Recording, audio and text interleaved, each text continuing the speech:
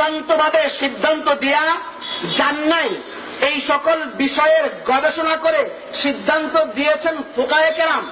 যার সিদ্ধান্ত যেদিকে গিয়েছে তারা সেই মত পোষণ করেছেন।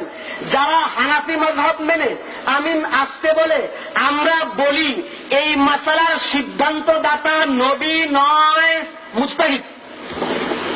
সিদ্ধান্তদাতা, চূড়ান্ত সিদ্ধান্তদাতা নবী নয়, ফিকহে শাফি মেনে যারা শাফি মাযহাবের অনুসারী হয়ে আমিন জুড়ে বলে, তারাও বলে এই মাসলার মূল সমাধানদাতা নবী নয়, মুজতাহিদ। আসসালামু আলাইকুম ওয়া রাহমাতুল্লাহি ওয়া বারাকাতুহু। আলহামদুলিল্লাহি রাব্বিল আলামিন ওয়াস সালাতু ওয়াস সালামু আলা সাইয়্যিদিল মুরসালিন ওয়া খাতামান নাবিয়্যিন সাইয়্যিদিনা মুহাম্মদ ওয়া আলা আলিহি ওয়া আসহাবিহি আজমাইন ওয়া মান তাবি'আহুম বিইহসানিন ইলা ইয়াউমিদ্দিন। আম্মা বা'দ, ফাইন্নাল খায়রাল হাদিসি কিতাবুল্লাহ ওয়া খায়রাল হাদী হাদী মুহাম্মাদিন সাল্লাল্লাহু আলাইহি ওয়া সাল্লাম ওয়া শাররাল উমুরি মুহদাসাতুহা ওয়া কুল্লু মুহদাসাতিন বিদআহ ওয়া কুল্লু বিদআতিন দালালাহ ওয়া কুল্লু দালালাতিন ফিন-নার। যাবতীয় প্রশংসা মহান আল্লাহ সুবহানাহু ওয়া তাআলার জন্য।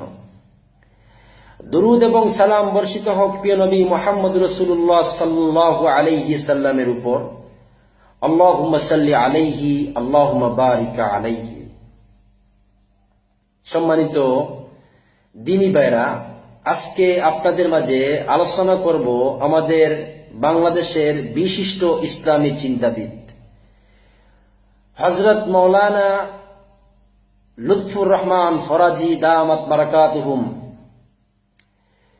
লুৎফুর রহমান ফরাজি সাহেব বলতে বলতে বলেছেন যে নবী চূড়ান্ত সিদ্ধান্ত দাতা নয়, নবী চূড়ান্ত সিদ্ধান্ত দাতা নয়, চূড়ান্ত সিদ্ধান্ত দাতা মুস্তাহিদগণ।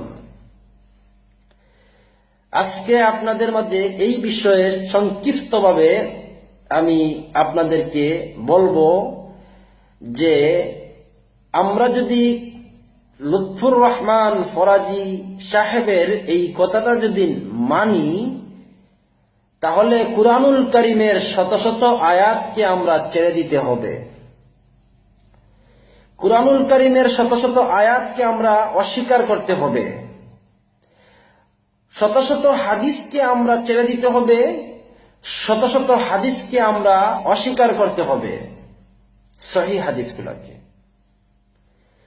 নবী চূড়ান্ত সিদ্ধান্ত দাতা নয়, মুস্তাহিদগণ। একটি আয়াত বলবো, বেশি বলবো না। কুরআনুল কারীমের সূরা হাশর আয়াত নম্বর 7, আল্লাহ পাক রব্বুল আলামিন বলছেন, ওয়া মা আতাকুমুর রাসূলু ফাখুযুহু। তোমাদের রাসূল তোমাদেরকে যা দিয়েছেন তা তোমরা গ্রহণ করো। ওয়া মা নাহাকুম আনহু ফান্তাহু। যা তোমাদের রাসূল তোমাদেরকে দেন নাই তা তোমরা বর্জন করো। যা দিয়েছেন তা গ্রহণ করো, যা দেন নাই তা বর্জন করো। এবার আমরা এই আয়াতটিকে কোথায় রাখবো? লুৎফুর রহমান ফরাজি সাহেব, নবী চূড়ান্ত সিদ্ধান্ত দাতা নয়, কুরআনুল কারীমের সূরা মায়দা 3 নম্বর আয়াতকে কোথায় রাখবো? যেখানের মধ্যে আল্লাহ বলছেন তোমাদের দিন আজকে পরিপূর্ণ করে দেওয়া হলো। আজকে তোমাদের দিন পরিপূর্ণ করে দেওয়া হলো। এবং পরিপূর্ণ করেছেন কে? আল্লাহ এবং রাসূল সাল্লাল্লাহু আলাইহি ওয়াসাল্লাম।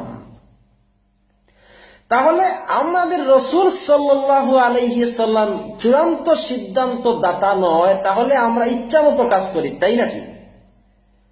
যদি মুহাম্মদ রাসূলুল্লাহ সাল্লাল্লাহু আলাইহি ওয়াসাল্লাম চূড়ান্ত সিদ্ধান্ত দাতা যদি না হতেন, তাহলে ছোট্ট বিষয় বলবো, বড় বড় বিষয়ে যাচ্ছি না। ওই যে হাতের মধ্যে তাসবিহ গুনতেছেন 33 বার সুবহানাল্লাহ, কার আদর্শই করতেছেন বলেন তো? 33 বার আল্লাহু আকবার, 33 বার আলহামদুলিল্লাহ, এটা কার আদর্শ নিচ্ছেন? মুস্তাহিদগণের। যদি মুহাম্মদ সাল্লাল্লাহু আলাইহি ওয়াসাল্লাম চূড়ান্ত সিদ্ধান্ত দাতা যদি না হন, মুহাম্মদ সাল্লাল্লাহু আলাইহি সাল্লাম চূড়ান্ত সিদ্ধান্ত দাতা যদি না হন, তাহলে সালাতের পদ্ধতি কার কাছ থেকে নিতে হবে? মুস্তাহিদগণের কাছ থেকে নাকি? মুস্তাহিদগণ, আল্লাহ পাক রব্বুল আলামিন মুস্তাহিদগণকে এত সম্মান দিয়েছেন, তাদেরকে আমরা মাতার তাজ মনে করি। কিন্তু মুস্তাহিদগণ চূড়ান্ত সিদ্ধান্ত দাতা নয়, চূড়ান্ত সিদ্ধান্ত দাতা হচ্ছেন গিয়ে আল্লাহ এবং রাসূল সাল্লাল্লাহু আলাইহি ওয়াসাল্লাম। এছাড়া